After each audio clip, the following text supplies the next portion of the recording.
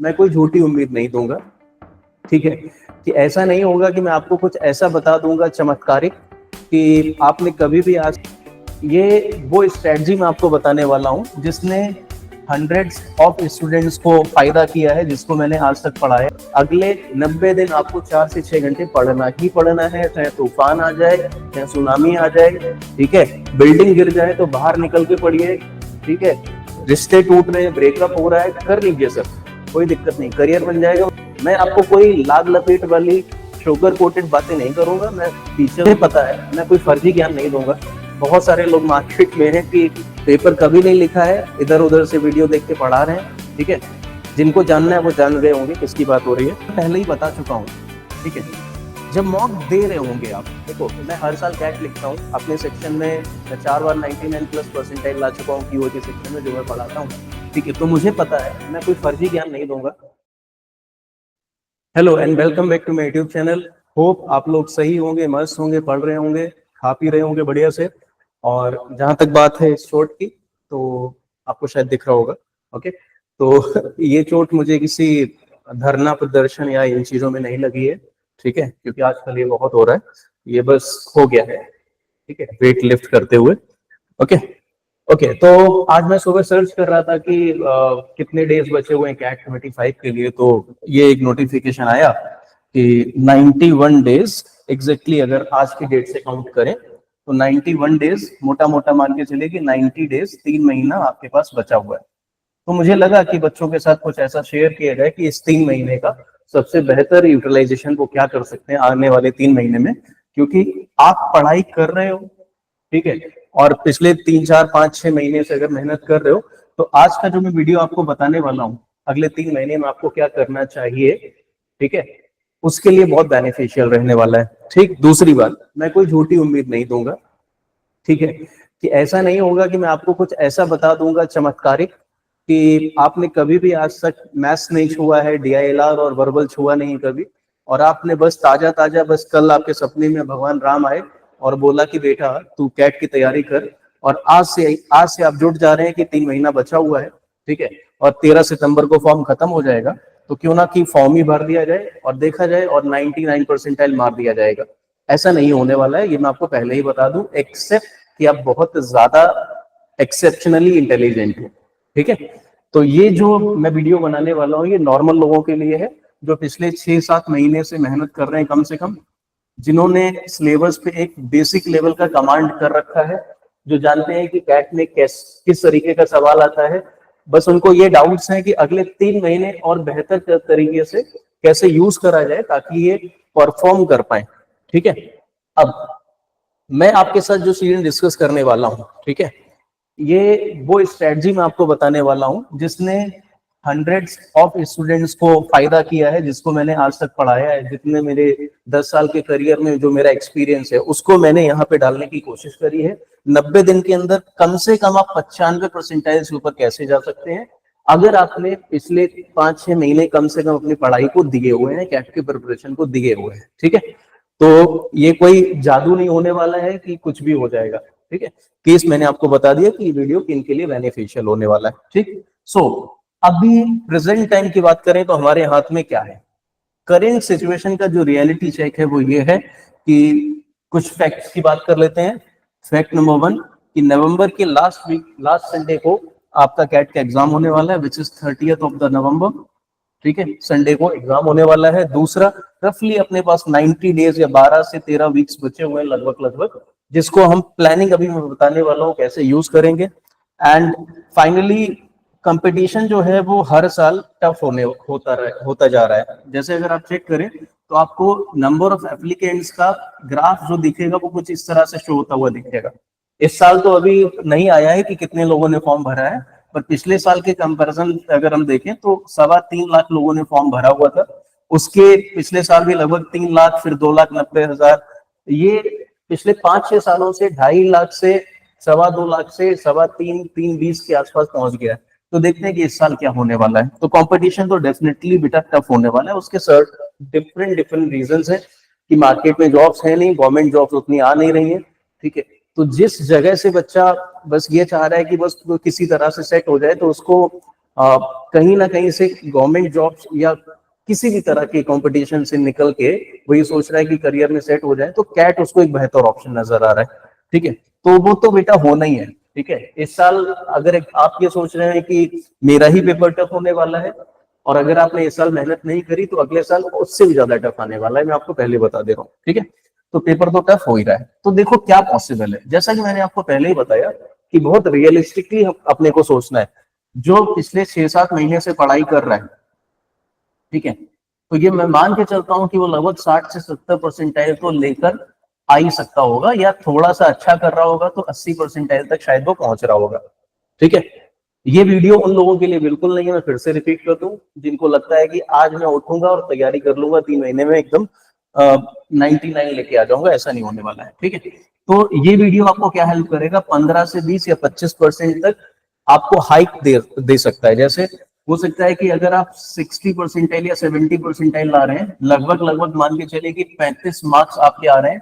ठीक है, तो मैं आपको अगले 3 महीने में अपनी चीजों को आप कैसे सुधार सकते हैं ताकि वही 35 नंबर 70 नंबर तक पहुंचे, और आप मोटा मोटा 95 परसेंटाइल या 90 से 95 के बीच में आप आ पाए, ताकि आपको एक डिसेंट कॉलेजेस से कॉल आना शुरू हो जाए। ठीक है, रेस्ट आप अभी किस जगह पे स्टैंड करते हैं वो आप सोच लीजिए अपना रेफरेंस। ठीक है, उससे लगभग लगभग 15 से 20 परसेंटाइल, या मोटा मोटा मैं अगर मार्क्स की बात करूं तो 40 से 50 मार्क्स का या 30 से 50 मार्क्स के बीच का एक जंप आपको इस स्ट्रेटजी से मिलने वाला है। ठीक है, अब स्ट्रेटजी का जो सबसे इंपॉर्टेंट पॉइंट है, ये सेकेंड पॉइंट है, आपको 80% of the critical syllabus complete किस तरह से करना चाहिए, कैसे उसके मॉक की प्रैक्टिस करनी चाहिए, ये मैं आपके साथ डिस्कस करूंगा। कैसे स्पीड और एक्यूरेसी पे काम करना चाहिए, और टेस्ट या मॉक किस तरह से देना चाहिए, उसकी स्ट्रेटजी। ठीक है, दूसरी बात, 4 पॉइंट लिखे हैं, इसमें से मैंने 2 पॉइंट्स को ज्यादा हाईलाइट किया है। पहला पॉइंट है कंसिस्टेंसी ओवर इंटेंसिटी। अगर आप पिछले 5-6 महीने से तैयारी कर रहे होंगे तो आपको ये बात तो रियलाइज हो ही गई होगी, आप इससे एग्री करेंगे कि कैट का एग्जाम ऐसा नहीं है कि मैं आज उठूंगा और 20 घंटे पढ़ूंगा, फिर 2 महीना गायब हो जाऊंगा, फिर 40 घंटे पढ़ूंगा, फिर 5 महीना गायब हो जाऊंगा। ऐसे कैट नहीं होता, आपको कंसिस्टेंसी देनी पड़ेगी इंटेंसिटी के ऊपर। ठीक है, अगर ये बात आपको अब तक रियलाइज नहीं हुई तो अब रियलाइज हो जानी चाहिए। अगले 90 दिन मान के चलिए, 4-5-6 जितने घंटे हैं, कम से कम 4-5-6, 4 से 6 घंटे के बीच की पढ़ाई का मैं आपको प्लान दूंगा। अगले 90 दिन आपको 4 से 6 घंटे पढ़ना ही पढ़ना है, चाहे तूफान आ जाए, चाहे सुनामी आ जाए। ठीक है, बिल्डिंग गिर जाए तो बाहर निकल के पढ़िए। ठीक है, रिश्ते टूट रहे हैं, ब्रेकअप हो रहा है, कर लीजिए सर, कोई दिक्कत नहीं, करियर बन जाएगा, उससे बेहतर मिल जाएगा। ठीक है, तो कंसिस्टेंसी खोनी नहीं है आपने। ठीक, दूसरा मॉक टेस्ट। अगर देखो मैं जितने लोगों को आज तक पढ़ाया हूं, मुझे ये लगता है कि 90% जनता तो टॉपिक टेस्ट, सेक्शनल टेस्ट और फुल लेंथ टेस्ट देती ही नहीं है, या देती है तो 5 या 10 का ही काउंट उनका ओवरऑल होता है। ठीक है, तो मॉक टेस्ट जो 90% है उसमें नहीं आपको आना है, आपको टॉप 10% लोगों में आना है। तो आपको काम वही करने पड़ेंगे जो टॉप 10 या टॉप 5% लोग करते हैं। तो उसकी भी हम लोग स्ट्रैटेजी डिस्कस करेंगे। ठीक है, तो मॉक टेस्ट आपके सबसे अच्छे दोस्त बनने वाले हैं। ठीक है, तो ये तो हो गया एक रियलिटी चेक। तो अब हम प्लानिंग की बात करें, तो पहले महीने आपका क्या काम होना चाहिए, आपने जो भी पढ़ रखा है। ठीक है, अगर आप इस स्टेज पे हैं कि आपकी फाउंडेशन बनी हुई है, ठीक है, और अगर नहीं भी बनी हुई तो किस तरह से आप फाउंडेशन पे काम कर सकते हैं, या अगर आप क्रॉस चेक करना चाहें कि मेरी फाउंडेशन जो मैंने करा है मेरे हिसाब से, मुझे सबको तो ठीक ही लगता है सब, आप क्रॉस चेक भी कर सकते हैं कि आप किस तरह के फाउंडेशन पे खड़े हुए हैं, क्योंकि अगर फाउंडेशन खराब होगी तो इमारत तो गिरने ही वाली है। ठीक है, तो हम लोग पहले महीने में क्या काम करेंगे, फाउंडेशन और स्पीड बिल्डिंग पे काम करेंगे। तो उसमें से पहले 2 वीक, 1 से 2 वीक आपको क्या करना है, आपको एनालाइज करना है कि किस पे काम करना है, किस पे काम नहीं करना है। तो पहले तो आप सिलेबस की बात कर लेते हैं। ठीक है, अब बिल्कुल कंसंट्रेट हो जाइए अगले 5 मिनट तक। ठीक है, जो बातें मैं डिस्कस करने वाला हूँ 5 से 10 मिनट के अंदर खत्म होने वाली है, बिल्कुल ध्यान से इधर देखिए। अगर आप अरिथमेटिक का क्वांट का सेक्शन उठा के देखेंगे, ठीक है, तो क्वांट में जो अरिथमेटिक का पार्ट है वो लगभग 40 से 45% कवर अप करता है, और एल्जेब्रा लगभग 25%, बाकी 20% के आसपास आपका ज्योमेट्री, बाकी मॉडर्न मैथ से 1-2 सवाल आ जाते हैं, जैसे कि पीएनसी, प्रोबेबिलिटी, वो वैसे भी किसी से होने नहीं है, ठीक है। मैं आपको फैक्ट बता रहा हूँ, अगर आपकी अंडरस्टैंडिंग बेहतर नहीं है, मैं आपको कोई लाग लपेट वाली शुगर कोटेड बातें नहीं करूंगा, मैं टीचर हूं, मैं सीधी सीधी बात करूंगा जो आपको समझनी है और इस पे काम करना और नंबर लाना है, मुद्दा तो यही है, ठीक है। ओके, तो देखो अगर आप 2017 से, क्योंकि वो पेपर्स आपको मिल जाएंगे, 2017 से 2024 तक के पेपर को एनालाइज करोगे तो आपको एक बात समझ में आएगी कि पहले जो फर्स्ट हाफ है 2020 तक का, लगभग लगभग 20-21 तक, उस फर्स्ट हाफ में जो पेपर का पैटर्न होता था वो परसेंटेज वाइज तो लगभग ऐसा ही होता था, लगभग लगभग, ठीक है, छोटा मोटा इधर उधर हो सकता है, बट हर टॉपिक का अपना एक क्वालिटी होता था, अपना एक कैरेक्टर होता था, कि अगर अरिथमेटिक में आप पीपीएल कर रहे हैं या एसआईसीआई कर रहे हैं, टीएसडी कर रहे हैं या फिर टाइम एंड वर्क कर रहे हैं, तो उसी के जो आपने कंसेप्ट पढ़ रखे हैं, बेसिक कंसेप्ट के ऊपर ही सवाल बनता था। बट लास्ट 2 ईयर से आप ये ऑब्जर्व करेंगे, आप पेपर जब देखेंगे तो समझ में आएगा, पेपर देखना बहुत जरूरी है, कि अरिथमेटिक और एल्जेब्रा और नंबर्स के कंसेप्ट मिक्स होकर आ रहे हैं, ठीक है। तो मेरा पहला सजेशन आपको ये रहेगा कि अगर आप फाउंडेशन पे काम कर रहे हैं, आप अपना नंबर सिस्टम, मैं कुछ टॉपिक लिख दे रहा हूं, आप अपना नंबर सिस्टम, ठीक है, नंबर्स, एल्जेब्रा और अरिथमेटिक के जितने भी चैप्टर्स हैं, एटलीस्ट इनके आप मान के चलिए कि अगर अरिथमेटिक का सवाल आ रहा है तो उसके अंदर एल्जेब्रा कहीं ना कहीं लग रहा होगा, ठीक है। और बाकी एल्जेब्रा का खुद का सवाल तो आता ही है, वो तो मैंने अलग से वेटेज बता ही दिया, ठीक है। नंबर्स का कंसेप्ट अरिथमेटिक के साथ लग रहा है, अगर आप पिछले क्वेश्चंस देखें तो टाइम एंड वर्क में आपको इनइक्वालिटी वाले सवाल मिल जाएंगे, टीएसडी में आपको नंबर्स का कंसेप्ट लगता हुआ दिख जाएगा, केसेस बन रहे हैं उसके अंदर, ठीक है। तो ये कैसे डील करिएगा? अब पुराने माइंडसेट से मत तैयारी करिए कि 17 से 21 तक जैसे टीचर ने पढ़ा दिया वैसे बस पढ़ लिया और मार्क्स आ जाएंगे, नहीं आएंगे बेटा, बिलीव मी, ठीक है। आप अरिथमेटिक के साथ साथ अलजेब्रा और नंबर्स पे काम नहीं करिएगा, आप पेपर नहीं कर पाएंगे, चाहो तो मैं इस पे लिख के साइन करके आपको दे दूं, ठीक। अगर पेपर वही बना जो 23 और 24 के पैटर्न के हिसाब से बन रहा है, जो कि बनेगा, ठीक। अब वो मॉडल सेट हो गया। दूसरी चीज, इसमें जो ज्योमेट्री का सेक्शन है, ये एक ऐसा सेक्शन है जो मोस्ट इग्नोर्ड सेक्शन है, ठीक है। लोग इसको इग्नोर कर रहे हैं, क्यों इग्नोर कर रहे हैं कि यार ज्योमेट्री तो बचपन से नहीं आ रहा है तो अब कहां से आ जाएगा। मैं आपको एक बात बताऊं, ज्योमेट्री का क्या सीन है भाई, कि अगर आपको बेसिक कंसेप्ट आते हैं, बेसिक प्रॉपर्टीज आती हैं और अप्लाई करना आप जानते हैं, तो ज्योमेट्री का सवाल डायरेक्ट होने वाला सवाल है इस 22 सवालों के पूरे सेक्शन में। जो 22 सवाल इसमें आएंगे उसके 22 के 3 या 4 सवाल डायरेक्ट होने वाले सवाल है। तो ज्योमेट्री तो सीधा सीधा ही आप पढ़ डालिए और रिवाइज करते रहिए प्रॉपर्टी कैसे काम कर रही है, स्पेशली ट्राइंगल्स और सर्कल्स में, ठीक है। और एंगल किस तरह से बनते हैं, उनकी प्रॉपर्टी क्या होती है वो।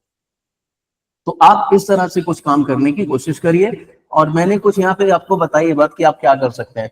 आप हर एक टॉपिक का, जैसे अरिथमेटिक का, आप मिक्स करने की कोशिश करिए। अगर आपने कर रखा है, फाउंडेशन है आपका, ठीक है, तो थोड़ा सा इन चीजों पे काम कर लीजिए। अदरवाइज शुरू से सारे चैप्टर्स का बेसिक देख डालिए पहले 1-2 हफ्ते में, और फिर डेली प्रैक्टिस करना शुरू करिए 20 से 25 सवाल मिक्स करके, ठीक है। ये आपका 1 से 2 वीक के बीच में काम रहने वाला है क्वांट के लिए। वीआरसी में जो 24 सवाल हैं, जैसा कि आपको पता होगा कि लगभग 66-67% तो पेपर आरसी का ही है, लगभग 4 आपको पैसेज मिलने वाले हैं, ठीक है। तो 16 क्वेश्चन तो वहीं से होने वाले हैं। बाकी के जो 8 सवाल बचेंगे उसके अंदर आपकी अदर चीजें हैं, para jumble, para summary, odd one out, ठीक है, ये सब चीजें आने वाली हैं। तो पहला फोकस आपका होना चाहिए आरसी पे, ठीक है। और आरसी में आपको समझने पे ज्यादा फोकस करना है, ना कि स्पीड पे। क्योंकि देखो स्पीड तो ऐसी चीज है, अगर आरसी की बात कर रहे हैं, अगर आपने रीडिंग नहीं करा हुआ है, ठीक है, पिछले 5-6 महीने में, तो मुझे बहुत खेद से कहना पड़ेगा कि अब अगले 3 महीने में आपकी कोई ऐसी स्पीड नहीं बन जाएगी एक्सेप्शनल, आप शशि थरूर की तरह इंग्लिश पढ़ने लगेंगे, समझने लगेंगे, ठीक है। रियलिटी चेक यही है, ठीक है। अब आप अभी कितना कर सकते हैं, आप स्पीड से ज्यादा एक्यूरेसी पे फोकस रखिए और कोशिश करिए कि आरसी का जो 16 सवाल आता है उसमें कम से कम 10-12 सवाल हो जाए, बाकी चीजें जो 8 सवाल है उसमें से 2-4 सवाल हो जाए। ये स्ट्रैटेजी बनाइए, एक रियलिस्टिक वे में जाइए, ठीक है। आपको एकदम ऐसा नहीं कर लेना कि मैं आमिर खान बन जाऊंगा, ठीक है, ओके। अब जो DILR का सेक्शन है उसमें 22 क्वेश्चन आते हैं। आपने क्या करना है, पहले तो बेसिक देख डालिए सबका, जैसे line chart, bar chart, table और ये सब का बेसिक कैलकुलेशन कैसे होती है, Venn diagram, games and tournament, सारे चैप्टर्स का बेसिक आपको पता होना चाहिए, रूट्स एंड नेटवर्क, सब कुछ। ठीक है, एक बार बेसिक जान लिया, फिर उसके बाद प्रैक्टिस करिए जो स्टैंडर्ड एलआर के टाइप्स हैं। उसके लिए सबसे बेस्ट क्या है? सबसे बेस्ट है कि आप पीवाईक्यूज उठाइए, पीवाईक्यूज उठाइए, इजी टू प्रेजेंट लेवल तक, जो आज का लेवल है उस लेवल तक पढ़ने की कोशिश करिए। और डेली आपको, अब देखो इसके लिए तो फाउंडेशन यही है कि आप चैप्टर्स की थ्योरी पढ़ लीजिए, पर अगर डीआईएलआर में सेट खुद से सॉल्व नहीं किया, ये ठीक वैसा है कि आप नदी के किनारे खड़े होके तैरना सीख रहे हैं। ठीक है, कभी नहीं होगा, आपको पता है। ठीक है, आपको उतरना पड़ेगा नदी में। तो आपको क्या करना है कि डीआईएलआर तो आपको डेली 2 से 3 सेट सॉल्व करना है, भले आप इजी सेट से शुरू करो।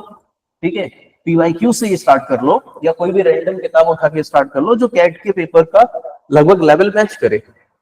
और जब ऐसे ही करना है तो सबसे बढ़िया है कि पीवाईक्यू से ही सॉल्व कर लो, ज्यादा अच्छा रहेगा। तो मेरा ये है कि पहले आप 2 से 3 वीक में या इस पूरे 1 महीने में ही लगा दीजिए, आप पीवाईक्यू सॉल्व कर लीजिए।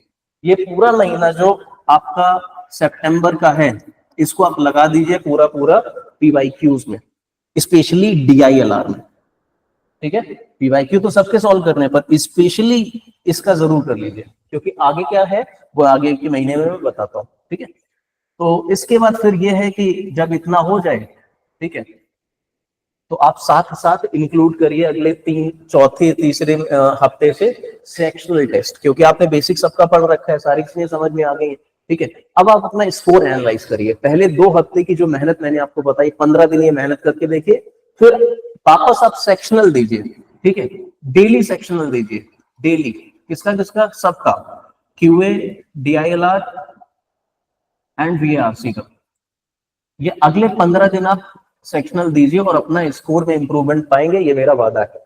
ठीक है, ये काम करना शुरू करिए अगले तीसरे और चौथे हफ्ते में। ठीक है, ये तो हो गई बेटा पहले महीने की बात। अब अगले 2 महीने में, क्योंकि आपको मॉक्स के बारे में बात करनी है, तो मैं आपको कुछ स्ट्रैटेजी बताना चाहता हूँ मॉक के लिए। ठीक है, तो कुछ बातें मैं पहले ही बता चुका हूं। ठीक है, जब मॉक दे रहे होंगे आप, देखो मैं हर साल कैट लिखता हूँ अपने सेक्शन में, मैं 4 बार 99+ परसेंटाइल ला चुका हूँ क्यूए के सेक्शन में जो मैं पढ़ाता हूँ। ठीक है, तो मुझे पता है, मैं कोई फर्जी ज्ञान नहीं दूंगा। बहुत सारे लोग मार्केट में हैं कि पेपर कभी नहीं लिखा है, इधर उधर से वीडियो देख के पढ़ा रहे हैं। ठीक है, जिनको जानना है वो जान गए होंगे किसकी बात हो रही है। ठीक है, तो अभी क्या है ना कि उनके ऊपर फोकस नहीं करना है, वो जो पेपर ही नहीं लिखे तो क्या आपको ज्ञान देंगे। ठीक है, पूरा मार्केट इसी तरह के लोगों से भरा हुआ है। ठीक है, तो मैं पेपर देता हूँ तो मुझे समझ है कि पेपर को अटेम्प्ट कैसा करना चाहिए, तो आपको ये रूल फॉलो करना है। मैं हर हर साल यही रूल फॉलो करता हूँ। क्या करता हूँ मैं? देखो, मैं 60-40 के रूल में पेपर को डिवाइड कर देता हूँ। मैं अपना 60% टाइम हाई वेटेज टॉपिक पे डाल देता हूँ। ठीक है, हाई वेटेज टॉपिक पे जिसमें लेवल मॉडरेट टू डिफिकल्ट है। बाकी का 40% टाइम में अपना डाल देता हूँ जो थोड़े से इजी क्वेश्चन है, जिसमें थोड़ा लॉजिक है, इजी है। तो पहले मैं क्या करता हूँ, पूरा का पूरा पेपर स्कैन कर लेता हूँ 40 मिनट के अंदर, 40% ऑफ द टाइम के अंदर। लगभग अगर आप बात करें तो 15 मिनट 16 मिनट के अंदर मैं क्वेश्चन नंबर 1 से शुरू करता हूँ। ये मैं अपनी पर्सनल स्ट्रेटजी बता रहा हूँ आपको, और 22वें सवाल तक चला जाता हूँ पहले 15 से 20 मिनट के अंदर। ठीक है, उसमें से फॉर श्योर आप मान के चलिए, आप कितने भी खराब होंगे, बहुत खराब होंगे तो 2-3 सवाल आप कर लेंगे, थोड़े से स्मार्ट होंगे 4-5 सवाल कर लेंगे। अगर आपका बेसिक ठीक होगा, ठीक है, समझ आपकी ठीक होगी, तो 6 से 7 सवाल तो आपका बेटा यही हो जाएगा। और पेपर का लेवल थोड़ा ऊपर हुआ 2023 की तरह, तो वो भी बता देता हूँ, तो आपका कम से कम 2 से 3 सवाल आराम से हो जाएगा पहले 15 मिनट में। ठीक, अगर आप पूरा पेपर स्कैन कर डालते हैं 1 से लेके 22 तक, रुकना कहीं नहीं है, जो फंसे छोड़ो आगे बढ़ो। बाकी का 60% टाइम आप जो मार्क फॉर रिव्यू किए होंगे या जो क्वेश्चन आपने छोड़ रखे होंगे उस पे दे दीजिए, क्योंकि ऑब्वियसली जो चीज आपने छोड़ दी है या मार्क फॉर रिव्यू में डाल दिए वो आपके लिए टफ है, तो उसको ज्यादा समय दीजिए। ठीक है, इस तरीके से मैथ्स का सेक्शन आपको फोकस करना चाहिए। बाकी की जो प्रायोरिटी टॉपिक की लिस्ट है वो मैं आपसे पिछले सेक्शन में डिस्कस कर चुका हूँ। ठीक है, वो वही पूरा पूरा लिखा हुआ है, मैं उसको रिपीट नहीं करूंगा, ये आप देख सकते हैं। ठीक है, अच्छा, वीआरसी की स्ट्रेटजी क्या रहने वाली है? आपको अपना आरसी का जो कंट्रीब्यूशन है, जैसा कि मैंने पहले बोला कि 60 से 70% के बीच में आरसी का कंट्रीब्यूशन है, तो आपको पहले अटेम्प्ट जो करना चाहिए मेरे हिसाब से, बाकी आपकी मर्जी है, आपको वो आरसी चूज करने चाहिए पढ़ पढ़ के जिसका टॉपिक आपको आता है। जैसे मान लीजिए मुझे साइंस में इंटरेस्ट है, ठीक है, तो मैं साइंस को थोड़ा बेहतर तरीके से समझूंगा इन कंपैरिजन टू साइकोलॉजी, ठीक है, या ह्यूमैनिटीज की कोई भी टॉपिक, ठीक है, तो मैं साइंस से उठाऊंगा। अगर आपका बैकग्राउंड इकोनॉमिक्स का है या फाइनेंस का है तो फाइनेंस का कुछ पैरा उठा लीजिए, तो थोड़ा सा स्कैन मारिए। अगर 4 पैसेज आ रहे हैं तो 4 में से 2 पैसेज अपने हिसाब के ढूंढिए, ठीक है, ताकि 8 नंबर तो पक्का हो पाए, 8 क्वेश्चन तो पक्का हो पाए आपका, ठीक है। तो आरसी को थोड़ा स्कैन करिए, कम से कम पहले कोशिश करिए, जो वन गो में जाने वाली बात होती है 15 से 20 मिनट वाली, उसमें 2 आरसी हो जाए, बाकी फिर अगले आरसी कम से कम 2 तो हो ही जाए। मैं देखो फोकस ये कर रहा हूँ कि अगर बच्चा, हर एक बच्चा एवरेज बच्चा है, आप अच्छे हो तो आपको इस वीडियो की आवश्यकता ही नहीं है, ठीक है, ये वीडियो बन रहा है एवरेज लोगों के लिए, ठीक है। तो आप फोकस करिए कि कम से कम 2 आरसी आपका पूरा पूरा हो जाए पहले 15 से 20 मिनट के अंदर। फिर अगले 15-20 मिनट के यूटिलाइजेशन आप ऐसे करिए कि 4 में से अगर 2 हो गया तो कोई एक जो थोड़ा सा इजी लग रहा हो उसको कर लीजिए, एंड बाकी का ये जो सेक्शन है वीए वाला, para jumble, para summary, odd one out वाला, ये जो 8 सवाल है, ये तो अगले 5 मिनट में किया जा सकता है, ये मेरा भरोसा है, ठीक है, क्योंकि अगर आप ठीक ठाक तरीके से रीडिंग करोगे तो ये हो जाएगा। और दूसरा ये है कि अगर ये नहीं होना होगा तो अगले 50 मिनट तक भी करोगे तब भी नहीं होगा, मैं आपको ये भी बता दूं, ठीक है। तो 5 मिनट की रीडिंग काफी है बाकी के 8 क्वेश्चन के लिए। आ जाइए अब डीआईएलआर पे। डीआईएलआर में स्ट्रेटजी क्या करनी है आपने, आप हर एक सेट को अंधों की तरह मत करिए कि सेट खोला और शुरू हो गए लिखना और शुरू हो गए फिगर बनाना, शुरू हो गए डायग्राम बनाना, ये नहीं करना है। आपको हर सेट के ऊपर 2 से 3 मिनट का समय देना है, एटलीस्ट 2 मिनट का समय दीजिए। आपको लगेगा ये क्या बर्बाद टाइम करने वाली बात बता रहा हूं मैं, ठीक है, देखो है क्या, मैं आपको बताता हूँ बात।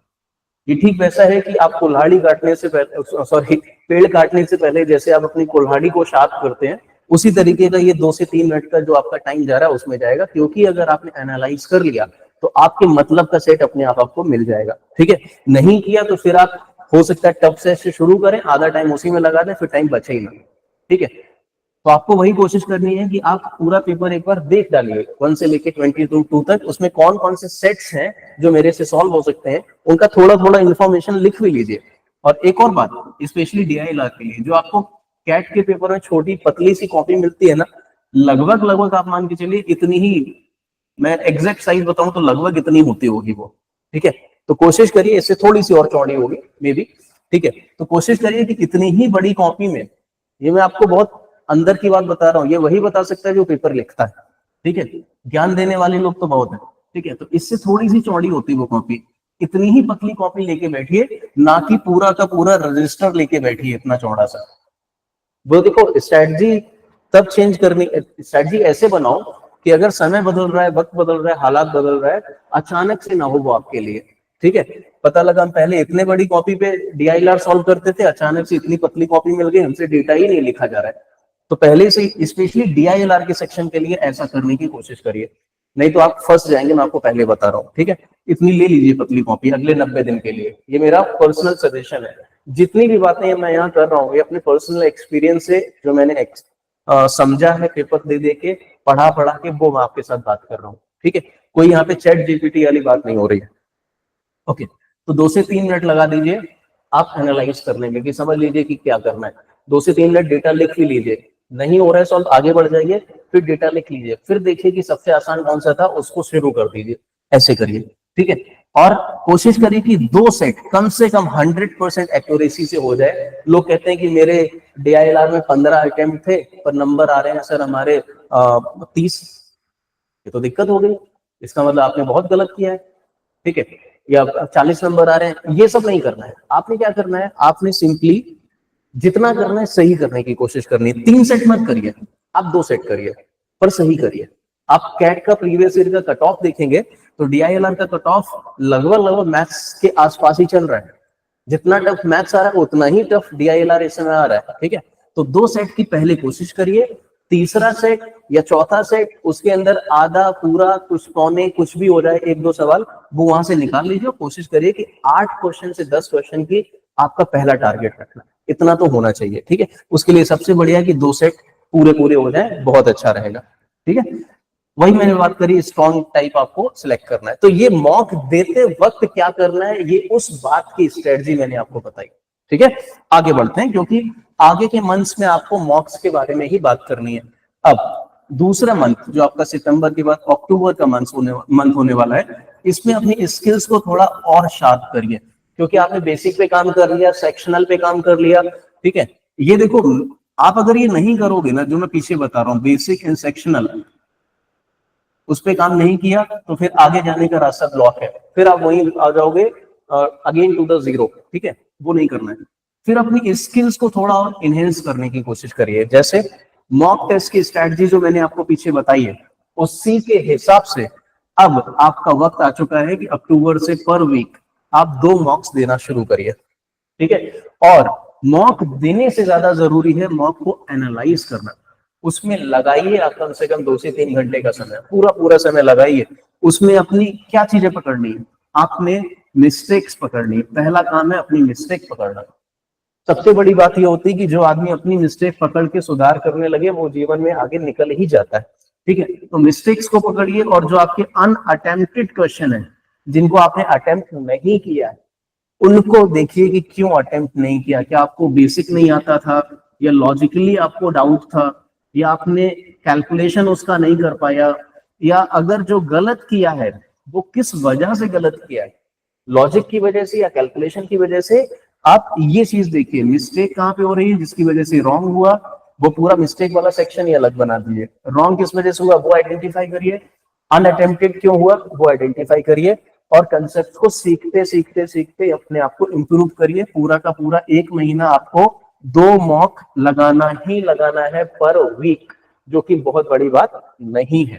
ठीक है, फिर वही बात जो यहाँ लिखी हुई है वो आपको मैंने बताई दी, पर इसमें सबसे इंपॉर्टेंट है एनालाइज करना। 2 से 3 घंटा लगाना है आपने। ठीक, क्यूए की अब देखो, अब आपकी चॉइस है यहाँ पे। अगर आपने अपनी स्किल्स को और कंसोलिडेट करना है, ठीक है, तो आप क्या क्या और कर सकते हो। मेरा सजेशन ये है कि मॉडर्न मैथ्स के अंदर लॉग का चैप्टर मत छोड़ना। लोग लॉग का चैप्टर छोड़ देते हैं, इसलिए मैंने स्पेशली यहाँ लिखा है।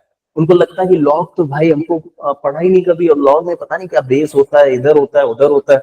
ठीक है, ये मैं आपको बच्चों की बात बता रहा हूँ, तो वो लॉग का चैप्टर कभी पढ़ते नहीं। मैं आपको बताऊं कि पूरे अलजेब्रा में सबसे आसान जो सवाल आएगा वो लॉग का आएगा। ठीक, तो लॉग नहीं छोड़ने का, इसको जरूर करना है, मस्ट है ये।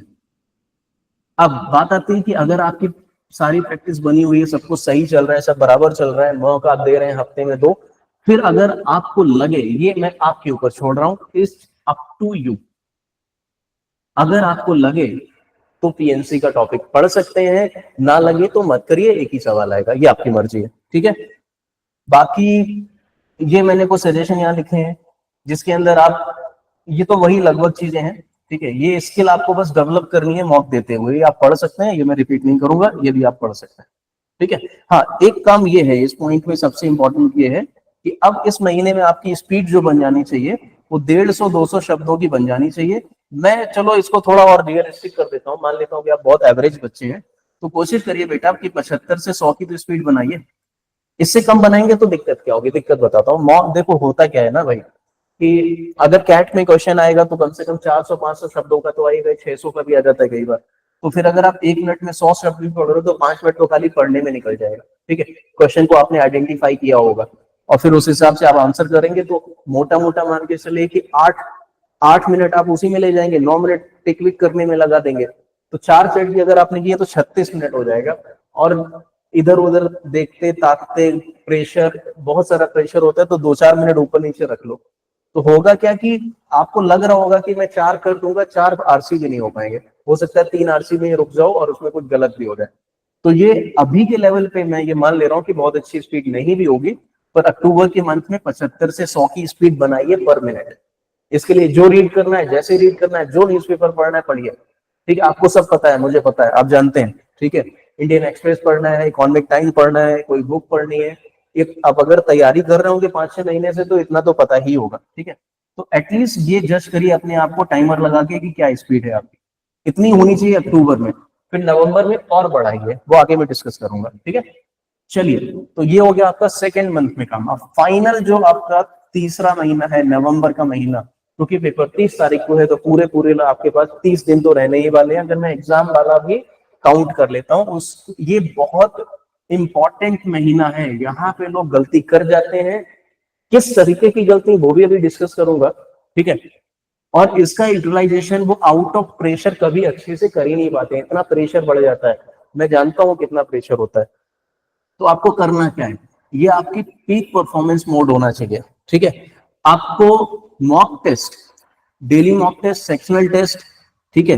अगर आपको लगे ये कब है, ये कब है वो बता देता हूँ। अगर आपको लगे, अब आपने इतना तो एनालाइज कर ही लिया होगा कि मेरा वीक एरिया क्या है, तो वीक एरिया पे, ठीक है, वीक एरिया जिसका वेटेज भी है, ये भी याद रखना है। ऐसा नहीं वीक एरिया में हम टीएनसी पढ़ रहे हैं बैठ के, ठीक है, आखिरी महीने में ना।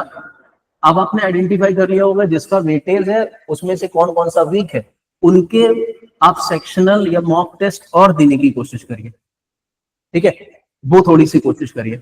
अब दूसरा ये, इसके अलावा ये तो हो गया, मैं कह रहा हूँ आपको कि जो वीक है, मैं आपको सजेशन दे रहा हूँ, जो वीक है उसका आप टॉपिक टेस्ट लगा सकते हैं, ठीक है। कुछ वक्त तक सेक्शनल टेस्ट भी लगा सकते हैं, बट अब आपका जो मॉक होना चाहिए, फुल मॉक, वो डेली हो जाना चाहिए, ठीक है। डेली आपका mock, daily analysis, daily mock, daily analysis, ठीक है। अगर आप नवंबर में भी ये काम नहीं करोगे तो कब करोगे, ठीक है।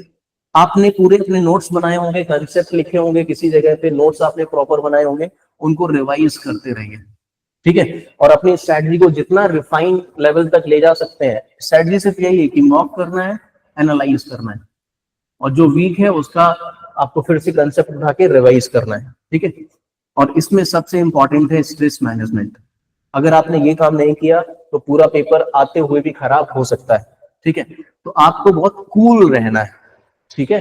तो उसके लिए स्ट्रेटजी क्या है बेटा अपनी, देखो, आपको कोई भी नया टॉपिक नहीं छूना है, ओनली रिवीजन।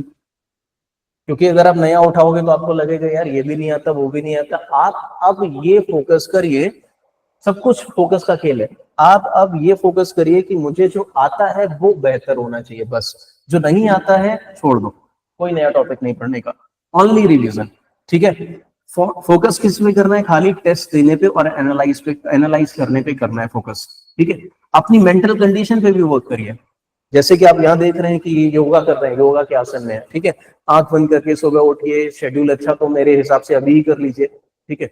कोशिश करिए कि लास्ट मंथ में तो और बढ़िया योगा करिए, आंख बंद करिए, मेडिटेट करिए, ताकि दिमाग शांत हो पाए, ठीक है। और अपनी मेंटल और फिजिकल हेल्थ दोनों का ख्याल रखिए। बाहर का खाना मत खाइए, ये सब चीजें आपको कोई नहीं बताएगा। बाहर का खाना मत खाइए, क्योंकि मैंने देखा है कुछ लोग पूरे साल बढ़िया तैयारी करते हैं, लास्ट में बीमार पड़ जाते हैं।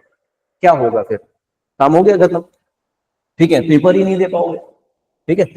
तो इतना प्रेशर नहीं ले लेना है कि सारे टॉपिक्स पढ़ने हैं ना, कुछ भी प्रेशर मत लो। आपको जो बताया बस उतना काम करो, मेडिटेशन करना शुरू कर दो, ठीक है। और कुछ जिम वगैरह करते हो तो वो करो, फिजिकल हेल्थ पे ध्यान रखो, बाहर का कुछ मत खाओ, हेल्दी रहो कम से कम अगले 3 महीने तक, ठीक है। हाँ, और दूसरा ये, अगर सिलेक्शन हो जाता है तो मेरे हिसाब से अगले 6 महीने तक भी, क्योंकि इंटरव्यू भी तो देना है, ठीक है। चलो, क्या कॉमन मिस्टेक है जो बच्चे करते हैं। अब मैंने आपको 3 महीने की पूरी स्ट्रेटजी बता दी। अब मैं इन 3 महीनों में बच्चे क्या गलती करेंगे उसका आपको थोड़ा सा बता देता हूं, ठीक है। ओवर प्रिपरेशन, वो सब कुछ पढ़ना चाहते हैं, सब कुछ, वो नहीं पढ़ना चाहते हैं जिससे स्कोर है, वो बस रैंडम चल रहा है, ये नहीं करना। जब आपको पूरी बात ही बता दी है मैंने कि क्या करना है, वहीं से शुरू हुई थी बात, ठीक है। तो ये वापस मत गलती रिपीट करना। देखो, गलती रिपीट करने वाला मूर्ख है मेरे हिसाब से, ठीक है। गलती करने वाला चलो मूर्ख है, और रिपीट करने वाला तो फिर महामूर्ख है, ओके। तो महामूर्ख मत बनिए, समझदार बनिए, दूसरों की गलती से सीखिए, और आपने जो खुद की गलतियां करी उनसे भी सीखिए। तो 2 महीने तो आपने गलती कर ही ली ना, ठीक है। अब जितना भी टाइम बचा उसमें गलती मत करिए, पिछले टाइम में कर लिया तो कर लिया। फोकस करिए स्कोरिंग एरिया पे, सब कुछ पढ़ने की कोशिश मत करिए। पहला, ओवर प्रिपरेशन सिंड्रोम, ठीक है। आमिर खान बनने की कोशिश, ठीक है, मिस्टर परफेक्ट, ये नहीं करना है। आमिर खान मत बनिए, ठीक है। हर सवाल को सॉल्व करने की कोशिश मत करिए। आप स्ट्रेटजी से सिलेक्शन करिए, जो मैंने आपको पीछे बताई है बातें, किस तरीके से स्ट्रेटेजाइज करना है, पीछे चले जाइए वीडियो में, आपको दिख जाएगा, ठीक है। लास्ट मिनट पैनिक, ये सबसे बड़ा सिंड्रोम है, ये सबसे बड़ी दिक्कत है, ठीक है। आप फाइनल वीक्स में बहुत ज्यादा स्ट्रेटेजाइज करने लग जाते हो, चीजों को ओवर प्लानिंग करने लग जाते हो, ये मत करो। जब आप ऊपर की चीजें नहीं करोगे तो ये नहीं होगा, हर चीज दूसरे से जुड़ी हुई है। मॉक टेस्ट का एडिक्शन आपने मेरे से एक बात सुनी कि मैंने ज्यादा से ज्यादा बोला, तो पहले क्या बोला, क्या पहले मंथ में ये करिए फिर ये करिए। कहीं मैंने ये बोला कि आप डेली 10 मॉक टेस्ट दीजिए या 5 मॉक टेस्ट दीजिए, डेली 4 मॉक टेस्ट दीजिए, नहीं करना है आपको। आखिरी मंथ में मैंने क्या बोला कि आप पर डे 1 मॉक दीजिए आखिरी मंथ में। उससे पहले क्या बोला, वीक में 2 दीजिए। ठीक है भाई, मॉक टेस्ट ऐसा नहीं होता भगवान होता है। मॉक टेस्ट उसके लिए फायदा करता है जिसका बेसिक स्ट्रांग है, जिसका फाउंडेशन बना हुआ है, जो प्रैक्टिस जानता है क्या अच्छा क्या बुरा है, कैसे क्वेश्चन को सिलेक्ट करना है। स्कोर तो इवेंचुअली बढ़ता है, मॉक टेस्ट स्कोर नहीं बढ़वाता है, ये गलती मत करना। ठीक है, आपको क्या करना है कि डेली 4 मॉक नहीं देने, डेली 2 मॉक नहीं देने, दिमाग को खाली रखो भाई, इसका मेमोरी कार्ड भी होता है। ठीक है, हैंग होने लगेगा। तो फिर मॉक टेस्ट डेली दीजिए, ओवर कोई काम नहीं करने का है। ठीक है, वही लिखा है, प्रॉपर एनालिसिस के बगैर कोई आपको मॉक टेस्ट नहीं लिखने। एक करो, 2 घंटे 3 घंटे बैठ के मॉक का एनालाइज करो, तो 5 घंटे तो ऐसे ही हो जाएंगे। ठीक है, और लास्ट मंथ में इतना बहुत है। दूसरा, ये बहुत बड़ी बात है। देखो, कुछ लोग को क्या लगता है, मैं तो इंजीनियर हूं, ठीक है, मेरा मैथ्स अच्छा है, ठीक है, ये भी एक गलती है। तो वो सेक्शनल कट ऑफ के बारे में सोचते ही नहीं है। पता लगा कि यहाँ 60 आ रहा है, यहाँ 80 आ रहा है और यहाँ 99.99999 आ रहा है। ओवरऑल तो ठीक है, 95 प्लस निकल जाओगे आप। ठीक है, बट अच्छे आइंड से कॉल ही नहीं आएगा, क्योंकि वेयर मिनिमम एक कट ऑफ है 70, 75, 80% तो परसेंटाइल तो होना ही चाहिए, उसका भी ख्याल रखें। ठीक है, हमेशा आदमी क्या फोकस करता है कि हमेशा ओवरऑल फोकस करता है। ओवरऑल ठीक है, ओवरऑल इतना आ गया, ओवरऑल उतना आ गया। मैं ऐसे काफी बच्चों को जानता हूं जिनका ओवरऑल 96 है, 97 है, बट उनका सेक्शनल ही नहीं निकला। 55-50 परसेंटाइल बीए में या DILR में आ रहा है, तो फिर काम नहीं होगा। ठीक है, तो इस पे भी काम करिए कि कम से कम कट ऑफ तो निकल जाए। कोई चीज अगर वीक है और आपसे नहीं बन रही है, तो कम से कम इतना बना लीजिए कि 70-80 परसेंटाइल जो cut off, basic cut off है आइंस का, उसके लिए आप एलिजिबल रहे।